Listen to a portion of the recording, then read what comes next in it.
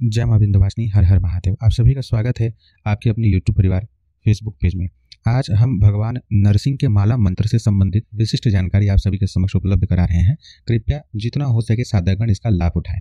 विशेष करके अविचारिक गतिविधि के कारण किसी की मानसिक विक्षिप्तता उपस्थित हो रही हो, घर परिवार के कोई सदस्य विक्षिप्त हो रहे हैं, उनकी स्मृति जो है कहीं ना कहीं कमजोर हो रही हो, या ऐसा लग रहा हो कि उनके शरीर के ऊपर अधिकाधिक आवेश रह रहा है, तब आपको अपने घर में नरसिंह माला मंत्र का अनुष्ठान करना भी चाहिए, या योग्य साधकों के द्वारा करवाना चाहिए, या इसे सिद्ध करके स्वयं के लिए रखना चाहिए। भविष्य में यह कार्य करेगा आपके हेतु। कभी भी विद्या व्यर्थ नहीं जाती है। नरसिंह विद्या अपने आप में रक्षा प्रदान सर्वश्रेष्ठ विद्या है। भगवान नरसिंह की कृपा अगर प्राप्त हो जाए तो किसी भी प्रकार की विचारिक बाधा आप आसानी से काट सकते हैं, शत्रु को प्रबलतम दंड भी प्रदान कर सकते हैं। इसलिए सब परिवार के उत्थान रक्षण हेतु आप सभी को भगवान नरसिंह के किसी भी कवच स्रोत इत्यादि का, या किसी भी अपने इष्ट आराध्य की शक्ति का कवच इत्यादि का अनुष्ठान करके जरूर रखना चाहिए।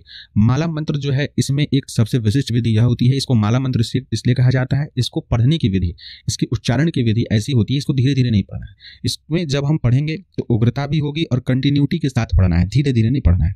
इसमें ऐसे नहीं पढ़ेंगे नमो नरसिंहाय ज्वाला मुखाग्नि नेत्राय, इसमें फटाफट पढ़ेंगे नमो नरसिंहाय ज्वाला मुखाग्नि नेत्राय शंख चक्र गदा हस्ताय, एकदम फटाफट तेजी से। जब अभ्यास शुरू में धीरे पढ़ें, बट अभ्यास हो जाए तो एकदम एक सांस में जितना लंबा पढ़ सकते हैं, तभी ये माला मंत्र बोला गया, यानी टूटना नहीं चाहिए, कंटिन्यू। अगर अभ्यास अच्छा हो और एक पूरे सांस में पढ़ लिया जाए तब तो अति उत्तम। माला मंत्र इसी प्रकार से पाठ किया जाता है, इसका पढ़ने की विधि, तभी ये प्रभाव भी उस प्रकार से देता है। प्रयास करें कि 3 सांस में, 7 सांस में या 10 सांस में इसकी पाठ की पूरी एक आवृत्ति कंप्लीट हो जाए।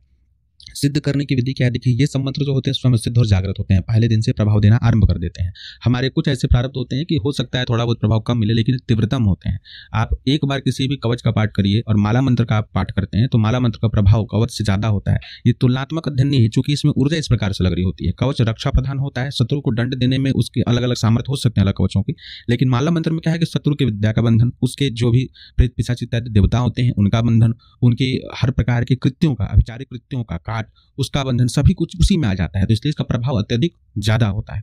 कवच के साथ साथ में अगर माला मंत्र भी कर लिया जाए तो फिर सोने पे सुहागा। माला ऐसा नहीं कि कवच में क्षमता कम है या सोने करें, कवच तो बहुत जरूरी है। कवच का एक अपना स्थान है और इसका सीएम अपने जगह, पीएम अपने जगह। केवल पीएम देश नहीं चला सकते, सीएम भी जरूरी है, विधायक भी जरूरी है, कवच भी जरूरी है, इसीलिए केवल हम उसको छोड़ नहीं सकते, लेकिन सभी का अपना अपना प्रभाव है। तो इसलिए आपके घर में जब इस प्रकार की कोई बाधा उपस्थित हो तो आप नरसिंह माला मंत्र का प्रयोग करें, इसे आप जागृत कर रखें। इसे भी सिद्ध करने की विधि कवच की जैसी है, यानी एकादशी से एकादशी तक इसका पाठ हो, अथवा किसी भी शुभ पर्व काल में, रामनवमी से सीता नवमी तक कीजिए, अक्षय नवमी से लेकर के अगले जो आपका पर्व पड़े नवमी तक का, उस समय तक का करिए। ठीक इसी प्रकार से आप कोई शुभ मास में, जो अधिक मास इत्यादि हैं, उसमें भी पूरे मास तक इसका पोषण कर सकते हैं। कार्तिक के महीने में कर सकते हैं, चैत्र महीने इत्यादि में भी कर सकते हैं। शुभ पर्व काल में इसका पुरस्कार कर लेना चाहिए। इसमें भी पीला वस्त्र, आसन भी पीला या फिर कुशाका, दिशा उत्तर या पूर्व, और पाठ करने की विधि जैसा बताए हैं उसी प्रकार से करना चाहिए। कभी भी कोई साधारण अनुष्ठान करते हैं तो जिन आराध्य के मंत्रों का हम पाठ जाप कर रहे हैं यथाशक्ति उनकी पूजा भी कर लेनी चाहिए। गुरु गणपति की पूजा करने के पश्चात यथाशक्ति भगवान नरसिंह लक्ष्मी का, या फिर लक्ष्मी नारायण की भी श्री विग्रह इत्यादि हो, या शालिग्राम शिला जी को रखे हो, या उनका फोटो ही क्यों ना हो, तो उनके सामने एक पुष्प विराजमान करके, फोटो होते सामने एक पुष्प विराजमान करके उनका पंचोपचार षोडोपचार पूजन करें, यानी स्नान इत्यादि करवाएं। अगर उनकी विग्रह को रखे हैं तो षोडोपचार पूजन यथाविधि आपको कर लेनी चाहिए। मंत्र इत्यादि ना आते हैं तो सामान्य बोल करके स्नान हेतु जलम समर्पयामि, स्नान हेतु दुग्धम समर्पयामि, ऐसे बोल करके उनका पूजन कर लें। चैनल पे और भी विधि है, दत्तात्रेय महाराज की विधि है जिसमें बहुत सरलता के साथ में षोडोपचार विधि बताई गई है, उसे आप देख सकते हैं। तो इस प्रकार से पहले आप पूजन इत्यादि कर लें, फिर संकल्प ले लें कि मुझे यह माला मंत्र जो है सिद्ध हो, भगवान नरसिंह की कृपा प्राप्त हो। जब कभी भी हम स्मरण भी कर लें तो स्मरण मात्र से भी यह रक्षा कवच मेरे पूरे शरीर की, और जो हम इच्छा करें उसकी रक्षा हो जाए, शत्रु इत्यादि का, विद्याओं का बंधन हो, अभिचार कर्म इत्यादि से हमारी रक्षा प्रदान हो, उसकी काट हो। इस प्रकार से आप संकल्प लेकर के पहले इसका पुरस्कार कर लें 1 महीने तक का। प्रतिदिन 108 पाठ करें, 27 54 जितना आपका सामर्थ्य उस अनुसार पाठ करें। भोग में कभी भी मीठा भोग लगाना चाहिए, और जब पुरस्कार पूर्ण हो तो अंतिम दिन आपको भगवान नरसिंह के, अगर आप 108 पाठ कर रहे होंगे तो उनके सहस्त्र नामावली से हवन कर लीजिए। अगर सतनामावली से करते हैं तो प्रत्येक नाम का 10-10 या 11-11 या कम से कम 5-5 आहुति दीजिए घी और गूगल से। स्त्रियां जो है, साधिकाएं जो है, वो हवन सामग्री से आहुति इत्यादि करेंगी। इस प्रकार से यह माला मंत्र भी सिद्ध हो जाता है। माला मंत्र से कभी आहुति नहीं करना चाहिए कि माला मंत्र का 108 पाठ कर रहे थे तो पूरा मंत्र से हम अब जहाँ स्वाहा इत्यादि है उससे हम कर ले, नहीं, अस्त्र मंत्र है इसलिए कभी इनकी आहुति नहीं होगी। जिनका भी हम माला मंत्र करते हैं उनके नामों से, सहस्त्र नामों से, शतनामों से आहुति की जाती है। तो इस प्रकार से यह जागृत हो जाएगा। प्रयोग करने की विधि किसी भी माला मंत्र इत्यादि के लिए सबसे विशिष्टतम विधि होती है। कभी भी इसका दुरुपयोग नहीं करना चाहिए, छोटी छोटी बातों में इनका प्रयोग नहीं करना चाहिए। शत्रु बल बहुत अधिक आपको परेशान करने लगे, झूठे कोर्ट कचहरी में फंसा दिया है, अभिचार जरूरत से ज़्यादा हो रहा है, सोने नहीं पा रहे हैं आप, ऐसी स्थिति हुई है कि निद्रा भी आपको पूरी नहीं हो पा रही है, तब ऐसी स्थिति में आपको संकल्प ले करके कि इस प्रकार की परेशानी जो है, जो भी इस प्रकार के कृत्य कर रहे हैं, उनके विद्या का, उनके देवता का, इन सभी का बंधन हो जाए, यह विचार पूर्ण तरीके से नष्ट हो जाए। इस हेतु हम यहाँ नरसिंह माला मंत्र यथाशक्ति जप करने का संकल्प लेते हैं, या 108 जप करने का संकल्प लेते हैं। उसके पश्चात आप इसका जप करें। किसी भी प्रकार का प्रयोग होगा, बीज इत्यादि जैसी चौकी भी अगर चला दी गई होगी तो इस माला मंत्र के प्रभाव से तुरंत नष्ट हो जाती है। इसका विशिष्टतम प्रयोग यह होता है कि जहां भी अभिचारिक गतिविधि हो, नरसिंह कवच के जैसा ही वहां पर पहले 108 पाठ पूजन विधि इत्यादि करने के पश्चात कर लें और उसके बाद हवन करें। हवन में अपमार्ग की लकड़ी, सरसों, पीला सरसों जो है उसका प्रयोग करते हैं, उससे आहुति करते हैं, तो अभिचारिक गतिविधि वहां नष्ट हो जाती है। साथ ही वहां पर जो कुछ भी वैसी प्रेत पिशाच की बाधा होती है वहां से दूर हो जाती है। उसके बाद घर का दिग्बंधन कर लेना चाहिए क्षेत्रपाल, दस दिक्पाल की बलि इत्यादि करने के पश्चात, ताकि वो स्थान रहने के योग्य हो जाए, किसी प्रकार की पैशाचिक बाधा घर में प्रवेश ना करे।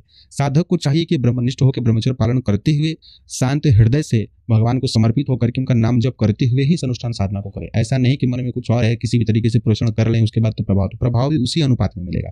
इसलिए पुरस्कार अनुष्ठान करने के समय में हृदय बिल्कुल शांत हो, किसी को ना ही किसी प्रकार का आशीर्वाद देना है, ना ही किसी प्रकार का किसी को श्राप देना है, कभी भी बस अपने कार्य को पूर्ण कर लेना है। दिन रात भगवान के नाम जप को करते हुए, भगवान नरसिंह का कर रहे हैं तो लक्ष्मी नरसिंह जी का नाम जप कीजिए, या गुरु मंत्र इत्यादि प्राप्त है तो गुरु मंत्र का जपा जप करते हुए रहना चाहिए दिन भर में।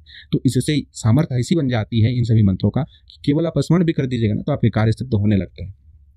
यह सब विधि करने के पश्चात यह ध्यान रखिएगा कि वर्ष में कभी भी, जब एक बार सिद्धि कर भी लिए हैं तो भी वर्ष में एक बार पुनः किसी महीने में इसका पुरस्कार इत्यादि करते रहें।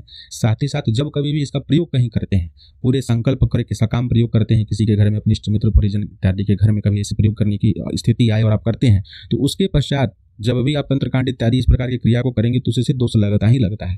कहीं ना कहीं आप किसी के प्रारब्ध में हस्तक्षेप कर रहे होते हैं, तो उसकी निवृत्ति के हेतु आपको पुनः जो है इसका 1 दिवसीय अनुष्ठान और हवन इत्यादि कर लेना चाहिए। यथाशक्ति दान इत्यादि करके या पशु सेवा, जीव सेवा करके इस दोष का परिहार कर लेना चाहिए। नहीं तो लंबे समय तक ऐसी स्थिति बनी रहेगी तो धीरे धीरे इसका प्रभाव भी कम होने लगता है। ठीक है, तो इस प्रकार से आप इस मंत्र इत्यादि को सिद्ध करके प्रयोग में ले सकते हैं। सभी मंत्रों के PDF इत्यादि वीडियो के डिस्क्रिप्शन में आपको मिल जाएंगे। फेसबुक पर अगर आप सुन रहे हैं तो ये आपको कमेंट में लिंक मिल जाएगा इसका PDF का। आशा करते हैं सभी सनातनी बंधु इससे लाभ उठाएंगे।